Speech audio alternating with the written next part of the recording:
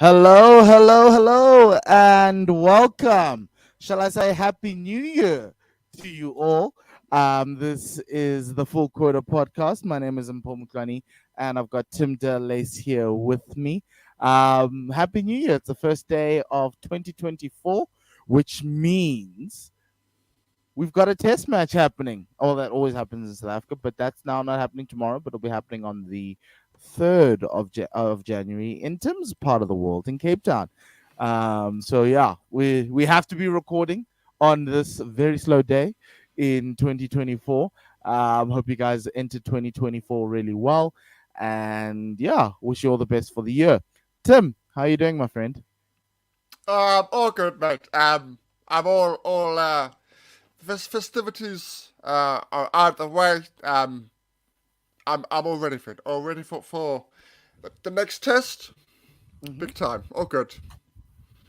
Yeah, I know the next test is coming up thick and fast. We're going to be talking about that. But before we do anything, remember, please do follow us on X, also formerly known as Twitter, at Full Quota Pod. Also, please subscribe to the One World Sports Radio YouTube channel where you'll be seeing our lovely faces. We're also on Spotify at Full Quota Podcast.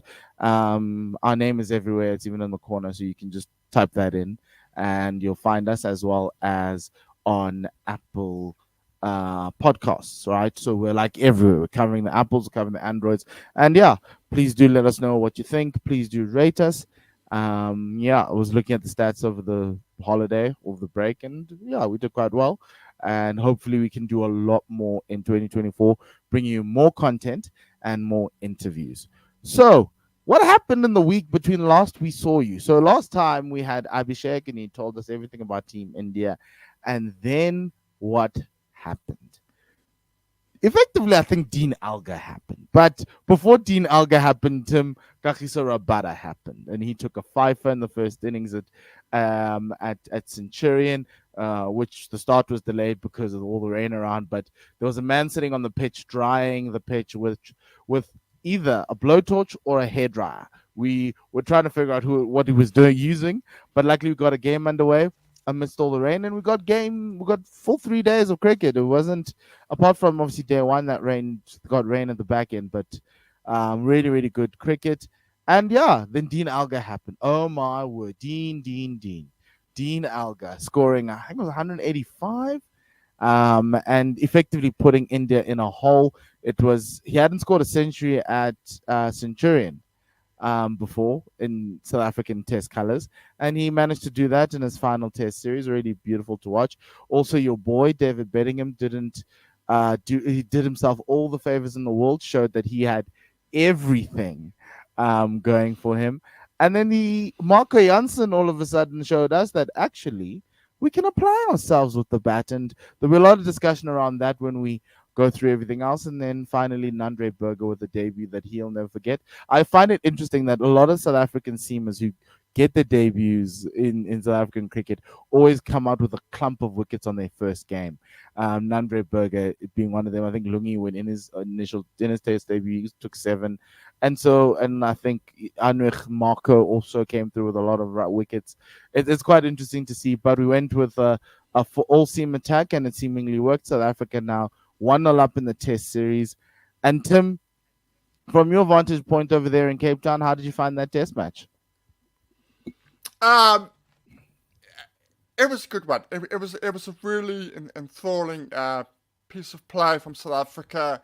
I think that there are lots of positives. Not just the fact from the result, but I think there's a lot of positives within South African cricket as a whole at the moment. And I just thought, as you rightly pointed out, everything clicked. Mm, Everything that South Africa tried, everything clicked. Gene Elgar had come into the series with a lot of rumours about what he was going to do. Um, Came in not in great form. Let's be honest. The last couple of mm. years, he's struggled. Yeah, Um, averaged he, 27 since COVID, essentially. and so there was obviously questions around that, whether India could pressure on the top order, as Mm, Avashek said, yeah. put pressure on the top order, then perhaps something could happen. there was never a situation where something could have happened from India's point of view. It started badly for them Mm-hmm.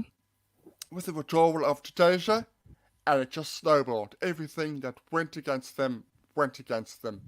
Um, but hugely proud. I mean, as I say, it's the only the only sort of downward thing I would have is Kutsia's bowling.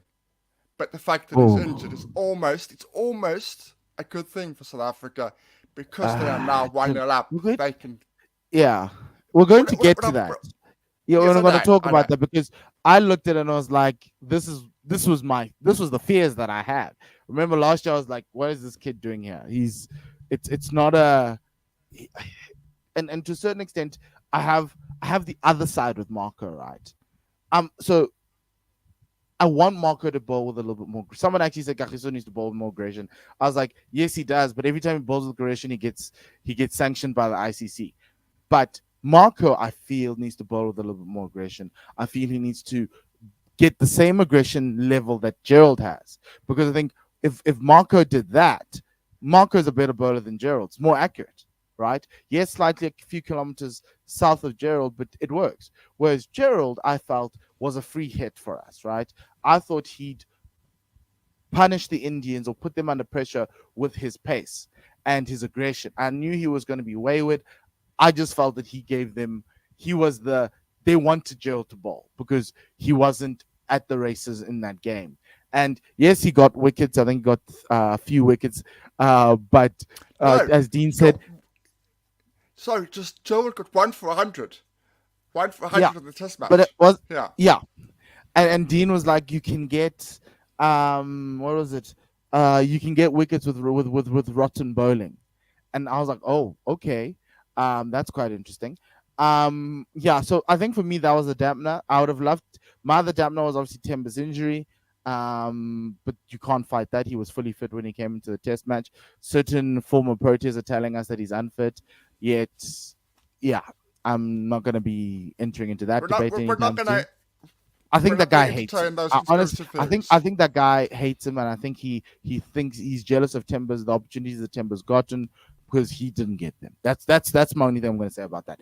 But yeah, for me it was Gerald. Aiden's a worry, but I would have loved him to get a second crack at it. Again, and every time Aiden gets out, everyone says no, he's a number 4 batsman.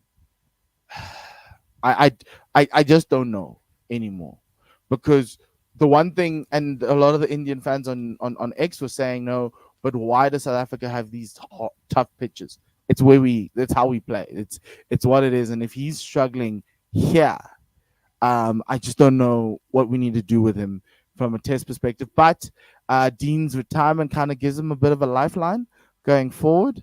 And so that was my worry. But one thing I will say, what impressed me, David Bedingham, unbelievable.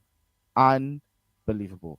Tony DeZorzi, I see why Durban Super Giants picked him. I hated that they picked him, but like Tony is Tony, and he's got the makings of a great test player. So does David, and I think we're going into an era of guys who have their head screwed on right, guys who are fighters, the Tonys, the Davids. Timber's a guy who's a fighter, even though people may not agree with me. And you want those types of players, in losing Dean and gaining Tony, I'm happy. I'm comfortable. Wouldn't even mind if you move Tony to open because I think Tony has it in him to open. There's a story that I heard from my friends around Tony because they went to school with him at King Edward's, and they said that they heard about this kid who can play cricket, and they were his matrics, and he was in grade 8, just arriving at Cares, and so they came to watch his first game for Cares, and he got out for a golden duck. And what ensued was the week after that, and maybe when we get him on, we'll ask him that thing, but this is a cool story. What ensued after that was they gave him detention for the week for wasting their time. And ever since then, Tony Tony started scoring runs, and he became a protea. So it's that type of hardship Um, that happens at King Edward's, and that's why they produce the most proteins we have in the country. So, yeah, it was yeah. So maybe we need to start giving Aiden detention. Maybe he might turn around. But yeah, look, from an Indian perspective, I thought bowling wise, I thought they'd do a little bit more. And I felt South Africa gave them a few wickets. Kyle Varane, I don't know what that brain fade was, but I kind of felt he wanted to put them under even more pressure. And he, because he hit that lovely four with his hands, beautiful. The next thing, it's a little bit high, and he tries to play at one where he should have left. And so I kind of sat there going, but like a lot from an Indian bowling perspective, they've got issues, and that's why I think they're bringing in Avesh Khan. I watched Avesh in the SAA game. I went to Benoni to go watch India bowl. Um, Akshar Patel. Why wouldn't he be? Yeah, I know And out to me, was gone, but to me, to me, it makes no sense continually picking Ashwin for mm, overseas tours, yeah, particularly in a place like South Africa. It makes no sense. So you have your Jadeja. Jadeja can't make it because he's got a back spasm. Axel Patel is a very capable substitute. Ashwin, you're right about the bowling. Once that opening spell of Siraj and Bumrah is done, mm. all the pressure went off. All the pressure, the whole pressure. They had two frontline bowlers, and the rest of them just were not at the races for at any time at the Test match. So, Look, and South I think Africa in knew that's that. yeah, and I think in that second day where South Africa was batting, where Dean was trying to get to the double century, I thought they bowled better than the when they did with the first new ball. But it's not scary. It doesn't scare me. It doesn't give me much. Whereas my thing then is Shardul Thakur is now got an injury. I'm assuming Avesh walks into the side. Not sure what you're going to do with Prasid Krishna, but it still gives you that um, weak underbelly, right? And I looked at because Avesh Khan was one of the was the pick of the bowlers in A in that SAA game. He took 3 wickets in that first day. First day was earned out. Second day was there. He took a clump of wickets. Took three. Bowled really well. And you kind of felt okay, cool. Maybe he's the one who needs to come in, but still medium pacer in international cricket. And yeah, it's I just was underwhelmed. But then we look at their batting. The only thing they can be happy about is KL Rahul likes batting in South Africa. And him and Virat Kohli need to find ways to bat together. But because KL Rahul's keeping, the chances of him and Virat batting together are very slim. But I felt South Africa bowled well to them. I felt the Indians were a little bit impatient, especially outside the off stump. And the other thing with this series is that you're coming with youngsters, guys who haven't played here before, and you're expecting them to kind of surprise South Africa. Jaiswal looks good, but then similar to Aiden, there's always one that he's going to nick off, trying to be super positive. Same thing with Shubnam Gill. And then obviously the rest of that lineup, Rohit will I, always struggle, yeah, because he doesn't move his feet. And yeah, so it was just underwhelming for me from an Indian perspective because I thought 250 was good for them at Centurion. I thought, okay, maybe if you guys can put South Africa under pressure, you'd be fine. But then that second innings was just horrible. well, you talk about experience. Okay, so we have more experience to play at home because that's where we are. If you take away Kohli's 112 caps, India have got more Test caps than us in the last Test. They've got more Test caps, even if you take away Kohli from the team altogether. Now, Test match experience is Test match experience, whether it's in South Africa or wherever it is. I'm not worried about the uh, the Indian top six. Indian top six will come good. There's a lot of talent there, and I think they will come through. My worry is with the Hmm. bowling. I don't think that bowling in Australia is going to struggle. South Africa's going to struggle. Even in somewhere like the West Indies, I think it's going to struggle. Yeah, That area of concern for me, not Bumrah, Shami is going to retire soon. Who's the next guy coming through? It's not Avesh Khan. It's not Prasid, who we saw Krishna. making his debut.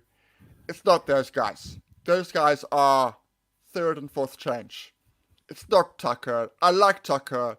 He's not a They front like him for liner. the batting, and I Yeah, didn't he's not a think. front liner. Yeah, You know, he's a number seven bat, very useful. You know, he bowls, maybe 10 overs in a day. That's fantastic. He's not a front liner. My concern mm, from their perspective is a front liner, and I'm sure they have plenty, a replacement for the Jadeja Ashwin situation. Because again, Ashwin's going to retire soon. They need to come in. so look, I Axel think they've Patel got that is covered. I think they've got the spin covered. They've got the spin covered. Yeah, Right because point they've got wickets. Akshan, they've got Washington Sundar, who Yeah, were pretty good. I loved watching Akshar bowl in that SAA game. I thought he had so much control. He got some really good wickets. He actually got the wicket of Matthew Bretzka, who was taken away by the only ball that he actually bowled above his eye line. And then he went for it and he hit straight to point, which is surprising because it was the only ball that actually Matthew Briscoe timed properly in that innings. Yeah, and then so look, I think they've got the spin. I just was like, okay, so if Jadeja's not going to play, Akshar's an hour away, their game hasn't started, pick him, yeah. right? But it would And be, but the other thing would be, it'd be disrespectful to Ashwin because Ashwin's always when he travels, he knows he's number two to Jadeja. If Jadeja's not going to play, we'll play Ashwin. But I think in the absence of Akshar not being in that squad now, we're going to see a lot of Ashwin at Centurion, and I just don't Cape see Town. how in yeah, well, Cape Town, and like to a certain extent, let's go to previewing that test from an India perspective. They brought in Avesh Khan. I think they've got Mukesh with them as well. I'd give one of those two a chance over Shardul Thakur. And then on top of that, I try figure out if I yeah, obviously Ashton's going to be there, and it's a two-test series, so you don't want to change much. So from a batting perspective, you have to give them a run, but from a Yeah, bowling perspective, Shardul Thakur's injury is going to give you the opportunity to either bring in Avesh Khan or see if Mukesh can play in tests, right? And obviously the question was with Prasid Krishna or Mukesh. They went to Prasid. Mukesh is the next guy. Maybe I think give him a run and see what you can do. The thing I like about Avesh Khan is that the man can bowl line and length, and I think in that SAA game he gave the SAA guys nothing, and he caused a lot of problems for that SAA side. So for me, I would go with him in a pitch that might not move as might not have as much bounce as up here in the north, and so even medium paces can cause problems, right? And so I think Avesh well, might actually cause a lot of problems for South Africans. yeah. Yes, Tim. We said at the preview, medium paces do well in Cape Town. If you're accurate, Yeah. you can do well. Yeah, and I think Avesh has that. So does Mukesh, but obviously they need to decide who they're going to go with from that perspective. From a South African perspective, obviously Tema Bavuma's injury creates an opportunity for something because obviously South Africa went in with 7-4, seven batters, four bowlers, and then the bowlers they went with an all pace attack on the high felt with a green top and clouds all over, and they won that game handsomely. Now coming into Cape Town for the New Year's test. Beautiful Cape Town. Um, do you go 6-5 with Marco as your all rounder at 7? And this is where I'm at right now. And then with Gerald out, you bring in. So we've got two people out, right? So we've got Gerald and Temba. So Temba comes out, Maharaj comes in, Gerald comes out, Ngidi comes in. Do you want to still have a seventh batter and then maybe let Ngidi not play and you have Nandre, Kagiso, and Marco with Keshav and a 7-4 split? Or do you go 6-5 with Ngidi and Maharaj coming in into the side? It's a tough one. It's a tough one because I like the Indian top six. I think if we have more regular tours, which seems to be the Mm, case with India coming here, the more they come here, the better they're gonna get. The top six is going to be better the more they mm, come out here. The way that partnership had happened between Kyle Rowell and Kohli, it was short lived, but it was a blueprint of how to put pressure on this South African attack. A South African attack that was inexperienced and didn't have anybody that could just keep things tight. We didn't have a Keshav Maharaj that could just keep things tight and get the odd wicket mm. through the pressure he creates. Um, so it's a tough one. So for me, it's a Hamza in for Timber. That's no question. Hamza's Oh, been in phenomenal form. I've been no a Tristan few weeks ago. Stubbs, no No, VN a few weeks Mulder. ago. Okay. A few weeks ago, I was, and I'm still a little bit. I'm still a little bit worried about Hamza in the um, test format in terms of technique. But you can't say to the guy, listen, all those runs mean nothing. You can't. You can't do that and say your 4-day Yeah. runs, your A series runs don't mean anything. Sorry, you can't. So he has to come in. Whether you play Keshav is different. Whether you play Keshav is it's a very tricky one. You are going to take something away if you play Keshav, but you do then say to a situation where an Indian top six who will want to score runs, it's now going to be more difficult. We might not get you out, but it is going to become more difficult if we play Keshav, and you guys, I might find him a little bit more difficult because he's so accurate and he's so important for the last four, Mm. 5, 6 years to the test format. So whether you play Keshav or Lungi, it's a toss of a coin. I can see both points of view. But what do Um, you want? How do you win this match? the problem with the Keshav one is it's a little bit negative, isn't it? It's a little bit 1-0 up with the Keshav situation.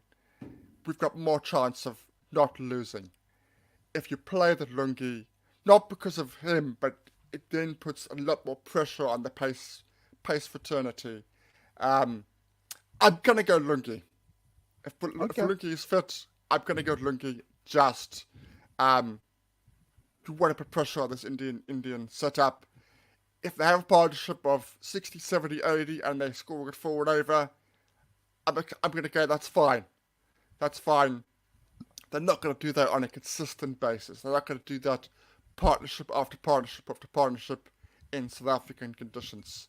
They might do Look, it but one yeah, partnership, and to a certain not extent, four. I think if Gill and Jaiswal beat us, then they deserve to win. But my thing is, I'm also with you. It's do I want to go 1-1, or do like or do I want to stay aggressive? And I thought Timber's injury as well as Kutier's injury gave us a chance. And the way Marco batted, right, in Centurion, I gave us a chance of Marco to bat at 7, and Mm-hmm. you can Carry get on, away carry on. with 6 recognized batters and Marco as your 7, and you can still have Keshav and Lungi, right? And that covers your bases a lot more. And I would be more comfortable with that. I know Zubair's played incredibly well, but what we have in this top 6, or top 6, including Kyle and Marco as the 7th batter, I think we've got a batting lineup that can score 400. Aiden could come out with 100 tomorrow, on the 3rd, because Aiden is that type of player. So to Tony, so to KP. And so the way I look at it is, the way I win this game is I put them under even more pressure with the ball, like I did at Centurion, and watch them crumble. The only issue then is how many overs will Keshav really bowl if my seamers, because the thing is, I look at it, I'm like, India will always be 2 down for about 50 or 60, 70 runs all the time, in both innings, because of the way in which these guys are trying to get themselves in. Rohit's not enjoying touring South Africa at all, and probably this is his last crack, so he might want to do something. But Gill and Jaiswal, as much as the Indians love him, it's a different conditions here in South Africa, very very different, and they have struggled, right? And then you look at that middle to lower order, and you're like, okay, so KL Rahul scores runs, but he scores runs on the high felt. Everywhere else, he just doesn't.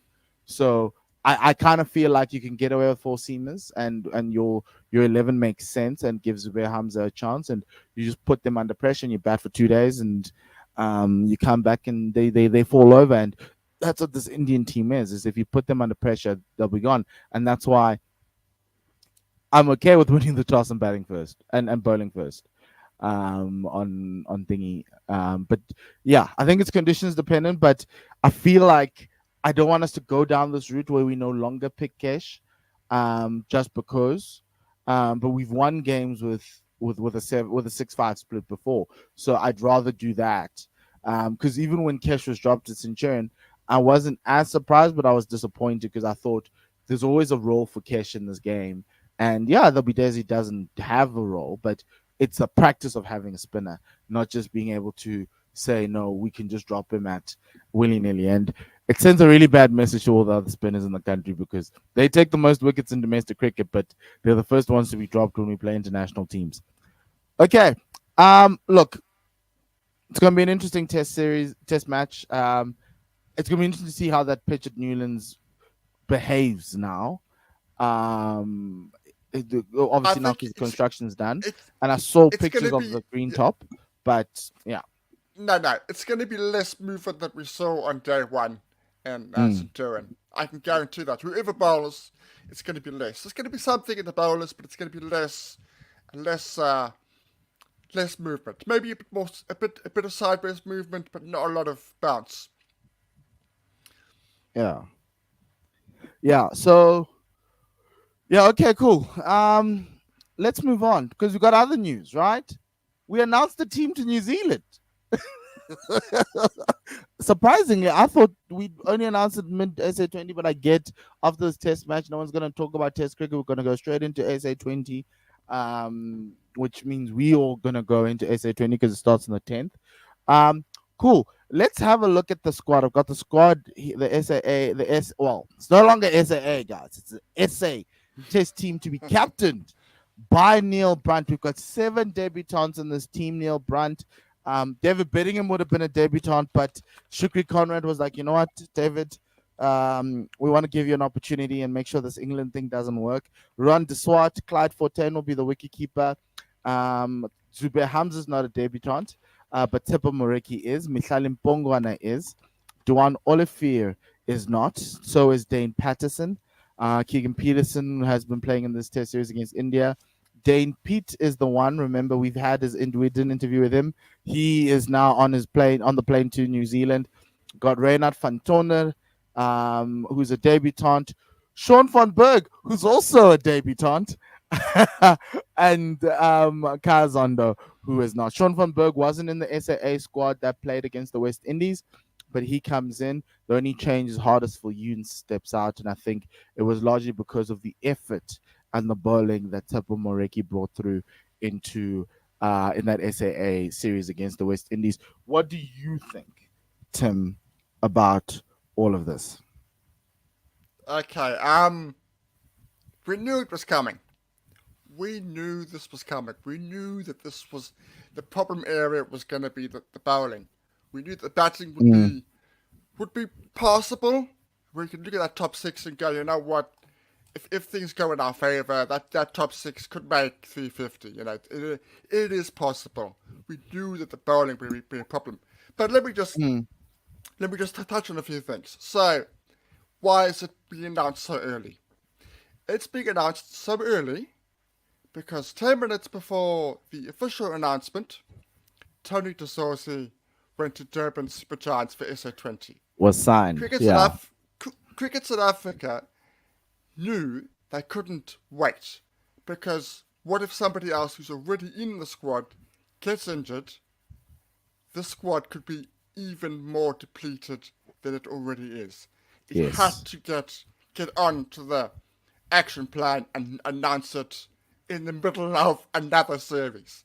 Very Mm. unconventional, but it had to. It absolutely had to.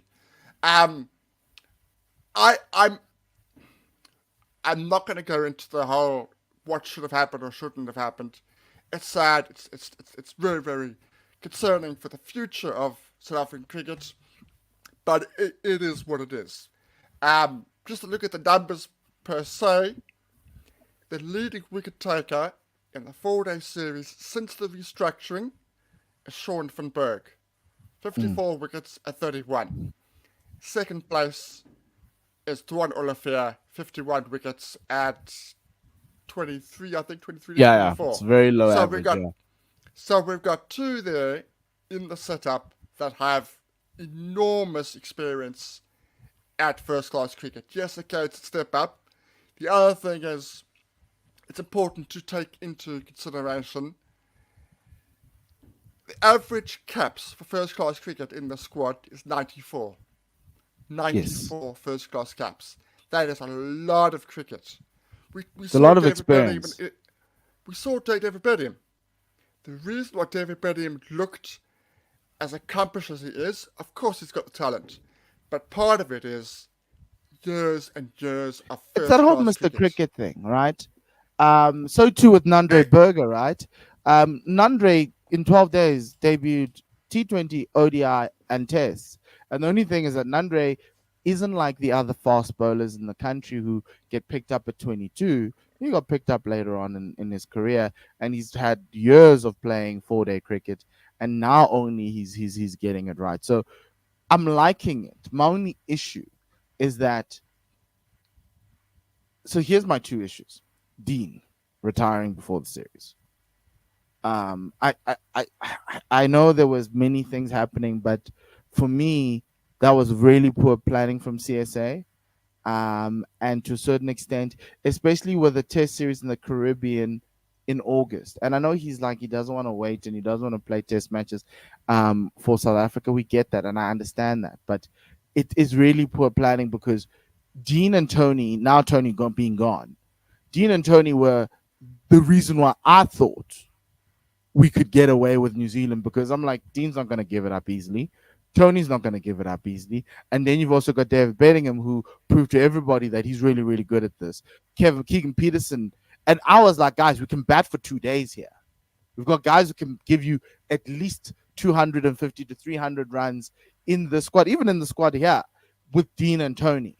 Now, without Dean and Tony, I'm sitting there going, we're going to get smacked. I'm in my head, I'm like, I see all the experience, but Zubair, like it's like a massive series for guys who are in and around the Proteas setup. David Bedingham, Zubair Hamza, Keegan Peterson. But my question is, are we asking too much of them now? In a time in their career where they are either coming back or trying to establish themselves in the main setup. Whereas a tour with a Tony and a Dean would have kind of given them at least a little bit of the license to play a little bit more freely. Now it's like, if we lose and we stink up the joint, it's on you. It's like that. It's like that tour that Enoch took to India. It was you're always going to lose, right? It's just about how you are going to lose, and that's what I look at it, right? And if, my only issue is, you can tell me about the bowling. I'm like, I look at that. I'm like, I'm still not convinced. Duan Olivier is a shadow of his former self. The fact that Duan was taking wickets post COVID in a domestic setup speaks more about our batters than our bowling. Sean van Berg gets wickets because guys don't know how to pick him out of the hand. That's not gonna happen in New Zealand, but it's nice for him that he's there. Um, I like Dan Pete. I like Tapa Moreki, but Tapa Moreki is 130, 35 plus. That's it. Nothing more. That's not gonna move the needle. Yeah, the other thing is there are guys here that are going to play their debuts that are genuinely good enough. Somebody like Chipper Mareki, if we're honest, because of the fast bowling reserves we have, was never going to play for South Africa. I love this for him. I'm so glad he's taken the opportunity with the A setup and he's really taken it. But if we're honest, someone like him was not going to make it play for the Proteas because of how strong we are in the pace reserves. Somebody like Van Tonda, I think, would have eventually played for South Africa. It might have taken Ah, it might have taken and maybe 2027. It might have taken that long, but I think, I think eventually. There are no guarantees. There's no guarantees. Yeah, yeah. But No, there aren't. There eventually, aren't. But let's you actually know, go through the squad and actually let's play a game, right? I'm gonna give you a name, and you're gonna tell me if the guy was ever gonna play for the Proteas or not okay, in a all normal right. situation, right? In a Yes, yeah, career. I think yeah, let's just do that and let's be fair. And we try to be as honest as possible and yeah. respectable as possible. The captain, Neil Brunt. That's number one for No, me.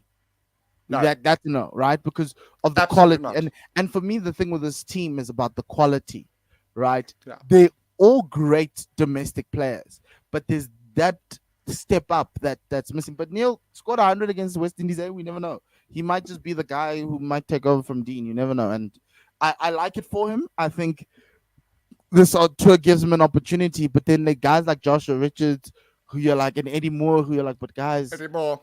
Yeah, those guys I can say could play Proteas. This yeah, guy, I'm like, ugh. Okay. not David quite. Bellingham Yeah, obviously has gotten his cap, so that's fine. yeah. Ruan de Swart. No, 2 years ago, I'd have said yes. These past 2 seasons, no. He was in KZN. Jason Smith took over his job. Now he moved to Northwest, trying to find himself. He's got a lot of talent. But no. Clyde no, Fortain, no. I yeah. like him, and he averaged 55 in the 4-day series last season. And it showed that he could play the longer format. But if we're honest, no, we've got lots of keeping batsmen. Um, Yes. Brian Rickleton, Matthew Klaassen, Pritzker. Matthew Yeah, Blitzker. the list is the There's list is just long. yeah, Yeah. yeah, Zubair Hamza, obviously, yes. He's been a pro tip before. We've spoken about Tepo Moreki. Our pace cupboard is large. This one's an interesting one. Mihlali Mpongwana. yes, I'm with you there, absolutely. and I'm so excited that he's there. I'm surprised none of the SA20 teams picked him up because in the absence of Jason Holder, this is Jason Holder. So I'm glad that he hasn't been picked up, and I hope we don't get a press release next week saying, "Oh, by the way, Mihlali's been picked up by some random side." I'm thinking Paul because Gwenama Paka's not going to be playing in SA20; he's going to the World Cup. So yeah, that's going to be quite interesting because I think things can change, and that's the situation here. Duan's played SA for the Proteas before. Do you think he could play again? And I think that's the question with him. Do you think he could make it back in? No, Yeah. no. I've got to be honest. For the same reason that I said Tripper Mareki, the pace reserves in this country is enormous. It's absolutely enormous. Um, I'm glad that he did come back and he did get his chance, and he 100% took it. I don't agree with this because he's not an enforcer anymore. He can't play international cricket. I don't. You can be a different bowler. You can change. He is a different bowler. I think New Zealand conditions will suit him. I think he will get wickets in New Zealand. But if we're honest, with the plethora of fast bowlers, he was never going to make it again. Dane Patterson, we've spoken to him before. I thought he was in the twilight of his career.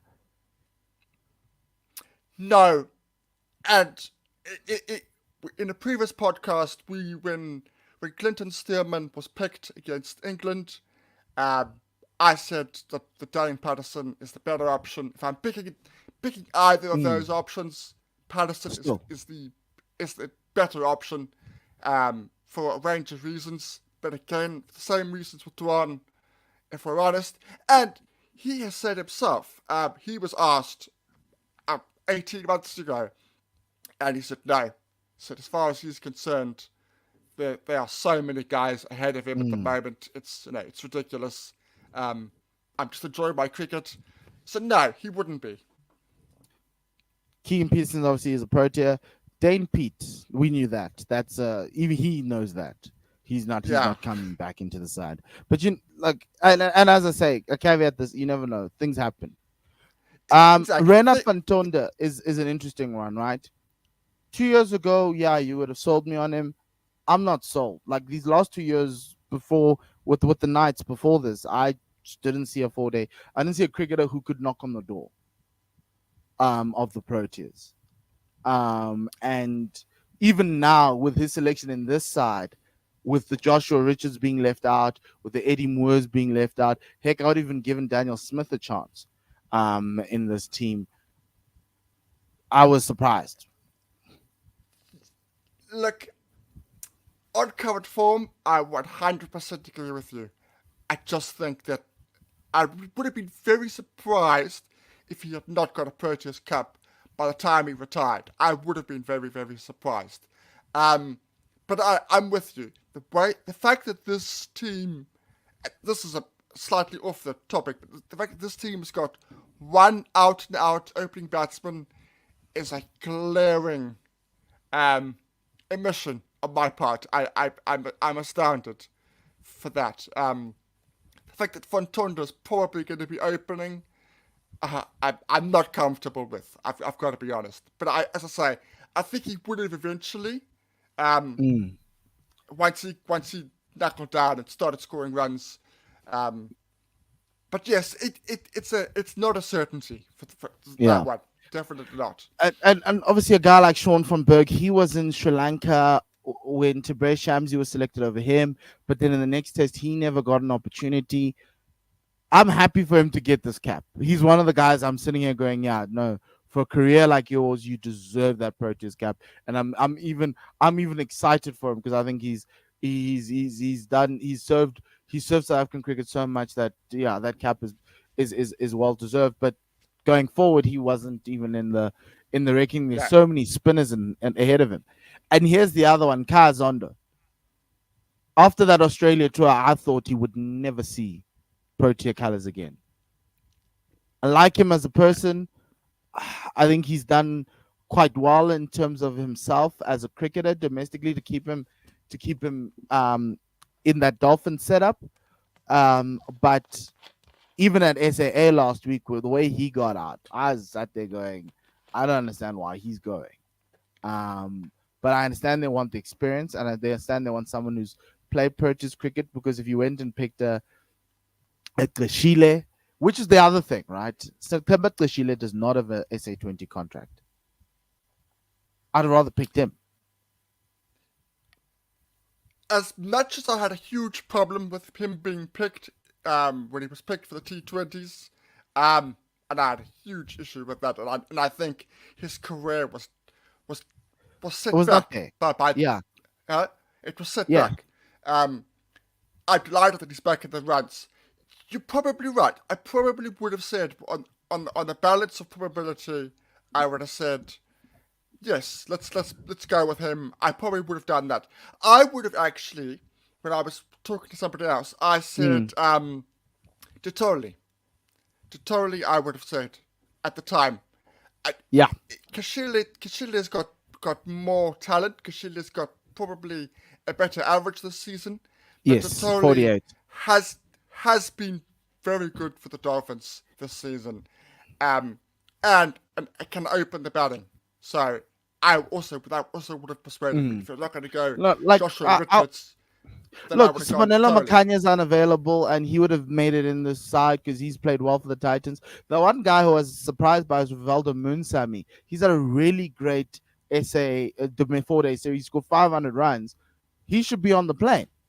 I know they haven't picked the 15th player, but everyone's assuming that 15th player is going to be Dean.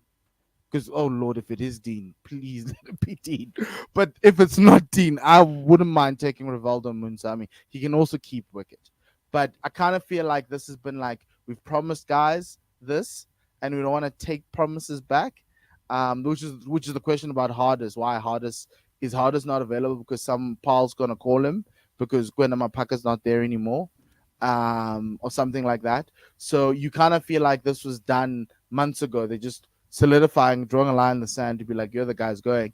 But they didn't take into account what's actually happening now in the 4 day series. Because Ditole's in the runs, Rashile's in the runs, and so too is Rivaldo Moonsami, who was selected as player 12 and 13 for the SAA game, didn't get a bat out, but the man's on 500 runs in the season already, and we're halfway through.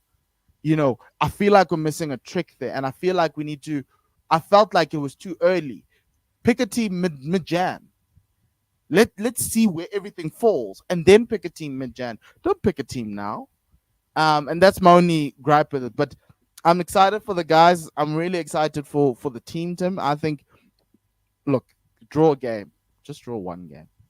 Like, that's all I ask. You can lose one. And this also now then comes to the Newlands test, right? Proteas need to win the second test. There's no talk of a draw. You also can't lose. Win the second test so you can, at least if you come out of the New Zealand series 2-0 down, you're 50%. And then you can then work on going to West Indies and hammering them with your A squad, with your proper team, because they're good. Take on Bangladesh. There's a subcontinental team coming next year, in the summer. That should be an easy win for you. And then by the time we look at 2025, you haven't played England, you haven't played Australia, you beat India at home 2-0. You should be walking into Lords, picking out and making that change room South Africa, because that's what it should be. That's what and that's my frustration about all of this. Is there's also another thing, like the guys who are going to be sitting on the bench of SA20 who should have been in New Zealand. One of them is Temba. I know Temba starts for Sunrisers, but I think Sunrisers have got proper cover as openers. Sarl Advi is another question for me. Um, he's cover. He's batting cover, and it would have been so beautiful for Sarl to just come out and have one last dance back in New Zealand where he's got family, right? And so my thing is, I feel as though I this team was done. They avoided the people who were bench players in SA20, and they just went to the guys who weren't in there instead of talking to the guys on the benches at SA20 and saying, is there a possibility for us to take you on for the week, or for you to cancel this season's SA20 contract, right? I know it has okay. many So implications going forward, but something like that. But yes, Tim. okay. I've just got some news on the Temper situation. Neil Manthorpe did a podcast Mm-hmm. yesterday I think, and he said he spoke to somebody within the Temper Performer camp, and he spoke to that point exactly what you just said. He said, "Listen, Timber's not a starter for Sunrisers. He's not going to play every game. He's not going to, that's the fact. That's where the team Mm. is. So surely, wouldn't he rather? Have, he is a mainstay of the test Mm. front. They won it with the Test Championship. Would he not rather go to SA20 and say, "Listen, I appreciate you. I thank you so much for the offer, but my focus is Test cricket. My priority is Test cricket. I've won it with the one Test Mm. Championship." The contact said to Neil, he said, "What's going to happen is he's going to do that. Then Cricket South Africa is going to phone Shukri and say, you can't pick Temper because we have a contract with SA20 to make sure that everybody that we want, every Protea, is available for the entire tournament, whether they play or don't play." That, yes, No, yes, Tim. No. yes. They Proteas, Ah. the Proteas are available for the entire tournament. We know that. We know that. That's why we're not going to see any of them going to New Zealand. Now, I wasn't aware it was quite like that, but that is what Neil Manthorpe said on the podcast yesterday. That if So that let's situation, explain. Let's talk about this as we close off. So you're yeah, saying that CSA, as 57% shareholder of this company that owns SA20, by the way, yeah, CSA yeah, but gave a guarantee to SA20, i.e. Graham Smith, and I'm going to call him by his name, that all the Proteas, all the players that were selected will be available and they will not leave. I get it from an SA20 perspective. You got to keep the quality of that. yeah, But I always thought that the relationship was cordial enough for guys to bypass that. So should a Timber want to go to New Zealand, they would have allowed him to go I know the agreement's in place. The agreement's in place because you don't want Aiden to leave. You don't want Yeah. Marco to go to thing. You don't want Kahiso to go. You know, but Timber, Tony, for goodness sake, for goodness sakes, um, and guys like that who are sitting on the bench, right? And guys who are not, and it's a simple thing. You ask the teams and you ask the coaches, be like, is who are the guys you're banking on, and who are the guys that you are willing to let go, right?